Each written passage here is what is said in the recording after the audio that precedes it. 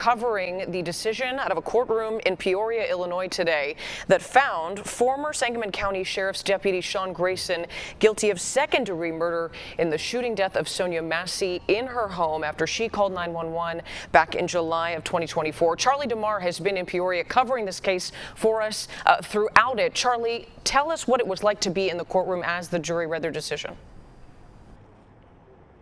And Marie, that verdict was read just moments ago after about 12 hours of deliberations. The jury came out. They handed the judge their verdict form, and that found Sean Grayson guilty of second-degree murder. Now, a second-degree murder conviction in the state of Illinois comes with a possible sentencing of anywhere from 4 to 20 years. He's even eligible for probation. That is much different than first-degree murder, which Sean Grayson could have been found guilty of, but the jury ultimately decided against it. A first-degree murder sentence comes with a possible sentencing range of anywhere from 45 years to life. There was a family member in Sean Grayson's family who was seated in the courtroom who was crying when that second-degree conviction was read out loud. Some of the Massey family, they were quiet, but they were understandably, I don't want to put words in their mouth or characterize their feeling, but deflated, you could say, upset. We do expect to hear from the Massey family soon, but from the beginning, the Massey family has been strong on their desire for justice in this case. Again, Sean Grayson found guilty of second-degree murder. That was the lesser charge that this jury deliberated for about 12 hours. And this case was on camera, so the jury did not have to decipher who did it. It was all laid out for them. The facts were there. Both prosecutors and the defense agreed on that and really stressed that to the jury, that they're not being asked to decide who pulled the trigger, who did it.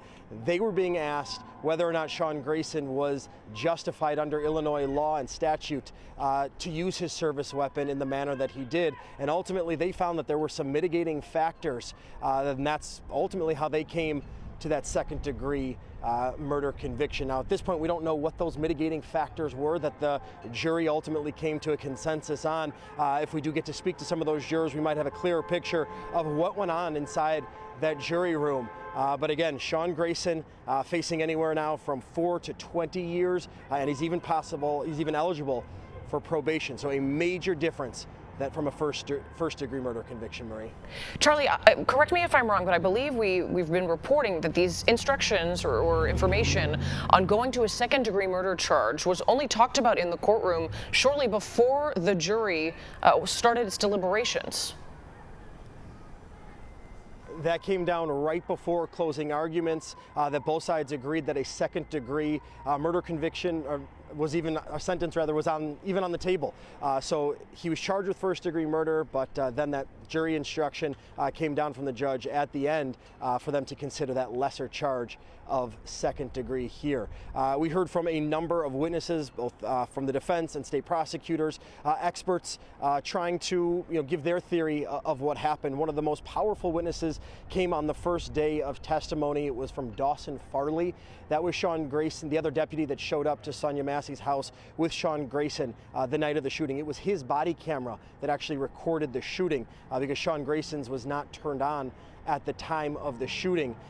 Dawson Farley got on the stand that day and said that he was afraid that night, but not because of anything that Sonya Massey did. It was because of the actions that Sean Grayson took, that he was never afraid of that hot boiling water in Sonya Massey's hands that night. Now, there was holes poked in Dawson Farley's testimony throughout, because days after that shooting and after reviewing the video, Dawson Farley wrote in his initial report that he was afraid for his life and that he did see Sonya Massey as a threat. But then weeks later, and after Sean Grayson was indicted, Dawson Farley reached out to Illinois State Police, who handled this shooting investigation, and changed his story. He changed his report and said that, in fact, he was afraid for his life. So that was a big witness for the state. That happened on the first day of this trial, but throughout, Sean Grayson's defense attorneys poked holes in his story, saying that he just changed his story to try and save himself from going to jail, Marie. If we can, I'd like to run through some of the things that the jury asked for in this 12-hour deliberation. I know one of those things included seeing that body camera video of the shooting death of Sonya Massey again, correct? Yeah, that was one of the first things that the jury asked for, was to view the entirety of that video of the shooting inside Sonya Massey's home. It was shown twice during open court, once during opening statements, and then again during the closing statements. They also asked to see Sean Grayson's employment history that happened earlier today, and they also asked to see a list of the evidence in its entirety. Late yesterday, the jury had a question. It was some legal minutia on some of the jury instructions. They wanted clarified, and the judge convened both prosecutors and defense attorneys to try and clarify some of the language that jurors were confused about. So they really didn't have a lot of questions. They didn't come back with a lot of questions for the judge, but they wanted to see that video again, and it was believed that that was clearly the biggest piece of evidence in this case, was that video, because it showed Sean Grayson shooting and killing Sonya Massey, and the jury was not left to try and fact find to determine, well, did he shoot or no. It was laid out clear as day for the jury. It was up to the jury to determine whether or not Sean Grayson was legally justified to do so. Charlie, because of all of the attention on this case, understandably, that is the reason why you're in Peoria, and that's why the trial happened there and not in Sangamon County. But I'd be remiss to mention, you can see that crowd of people just over your shoulder. We've heard people honking. Still a lot of attention on this case. Can you describe the energy that's been outside the courthouse related to this over the past few days that you've been there? Yeah, this case, of course, was moved from Sangamon County to Peoria because of all the pretrial publicity. The prosecutors are based out of Sangamon County. The judge, Ryan Cadigan, in this case, he is a Sangamon County judge presiding over this case in Peoria. But as for some of these supporters, they're mostly in purple. Sonya Massey's family has been in purple throughout this trial. That really has been their unifying color. They've been outside in front of this courthouse since the start of the trial.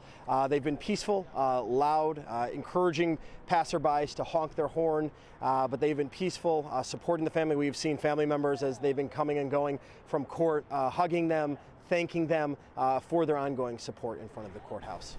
Going back inside now, Charlie, can you tell us a little bit more about how Sean Grayson looked as he learned his fate?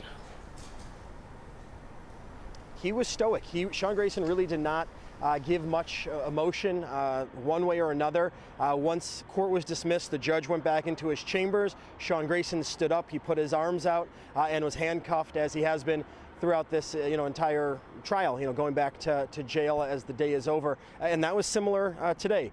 The judge let out for the day. Sean Grayson stood up. He put his arms out in front of him. He was handcuffed in front of him, and he was led away through the back chambers of the court. Sean Grayson's family members, they were crying. They were, understandably emotional, I think, whichever way this was going to go. But that lesser charge was handed down, was read. You got to assume that provides some relief if there was going to be a guilty verdict of some kind in this case, that they got that lesser charge that carries a sentence of 4 to 20 years. Charlie DeMar covering the Sean Grayson trial for us live in Peoria. Charlie, thank you.